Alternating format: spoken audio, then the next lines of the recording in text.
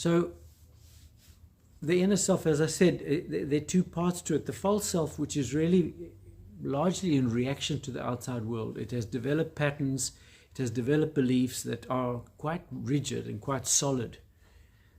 Jesus was very sharp with the Pharisees because they were the elite of the time. They were the religious elite, and yet their internal lives were quite lacking. He said they were like whitewashed sepulchres. They were fancy on the outside but rotten on the inside. He said that they would stand on the street corners in their flowing robes, wanting to appear very wealthy and well-to-do, and pray with long words and with long prayers, but inside their hearts were far from God. So he was making that distinction about the outer life as being a show or a setup, and the inner life often not being commensurate or in the right place. And he often would put his finger on people's internal attitudes and asking them why they thought that, why they did that. The disciples that were following him and were arguing about who was the most important between the two of them. And he said, what are you saying? And then he said, but it's not about who's most important. It's about who makes himself a servant of others.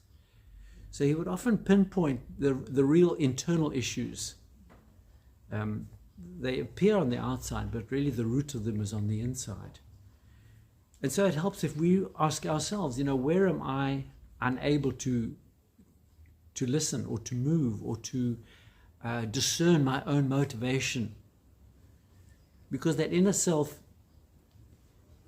it's almost like we have, as I said earlier, we have those two selves, the true inner self and the false inner self. The true inner self is the one that God wants to develop. It's the part of myself that is good, has a good heart and really cares. But that part has often been squashed out by the part of me that is wanting to survive, is wanting to get ahead, is wanting to compete, is wanting to measure, is always wanting to put itself first, because that part is in each of us. That false self is in each of us. And the trouble is we tend to feed that self. It's like two birds in a nest. The louder bird and the one who always pushes itself forward gets all the juicy worms.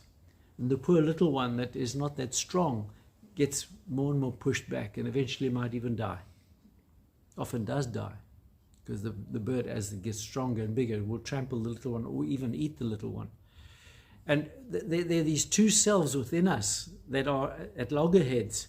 And the one that God wants to nurture is the one often that we are impatient with, because the world is very strong in wanting us to comply and wanting us to be acceptable, in threatening us that if we don't do it this way and that way, we might be rejected.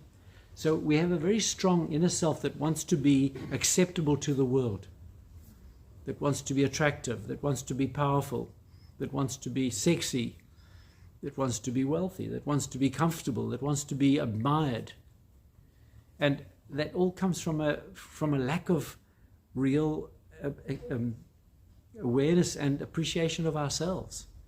When we need people to tell us we're okay, that part of ourselves that God wants to nurture is actually feeling inadequate. So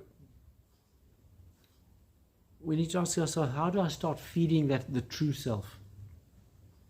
How do I start nurturing that part of myself that is actually the part that responds to God, the part that cares less about what the world thinks of me? T.S. Eliot wrote a poem, one line in a poem, and it says, Lord, teach us to care and not to care. And there's a point at which we need to almost not care what the world thinks of us, otherwise it will always have us trapped. If our constant question is, does the world approve? Am I okay? Am I good enough? Will I get what I want in the world? We'll never find ourselves. We'll always become a product of the world. If the world is our reference point, we'll always be responding, reacting, and struggling with the world. The world promises us the world, and in the end gives us nothing. Because it promises us great things, but they seldom come to fruition. Whereas God offers us ourselves, and if we respond to God, we find ourselves, the true self, the self that God has made us to be, the self that satisfies, the self that we really are hungry to find. That's really what our real hunger is for, not what the world gives us, not what the world offers.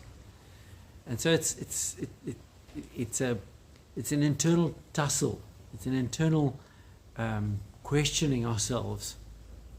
Why am I asking this? Why am I wanting this? Why do I always look for people to agree with what I'm saying? Or look for the people that approve of my choices? Why are those people so important for me? Why is it important that I dress like this, or that I have that sort of response? In other words, where is our real reference point? Where is our real point of estimation of ourselves? Because the problem with the world is we're constantly measuring ourselves against others. We're constantly comparing. We're constantly saying, have I got enough? Have I been dealt a fair hand?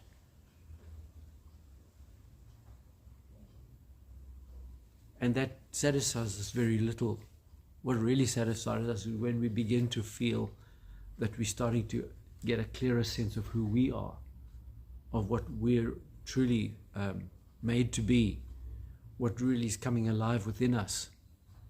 And that's where God is working with us. He's constantly wanting us to become true to ourselves, true to the self that He made us to be. That He wants us to make Him our reference point. When God approves of me, when God feels that I'm doing a good job, when God feels that I'm okay, well, the world has much less power over me. I find much more internal peace. I find much more clear direction. I find much more sense of a grip on my life, more able to live fully as I need to and want to. When my response is in reaction to the world, I'm always going to be pulled this way and that by the latest fad or fashion, the latest pressure, and find myself repeatedly coming to dead ends, because they can never take me to my real self.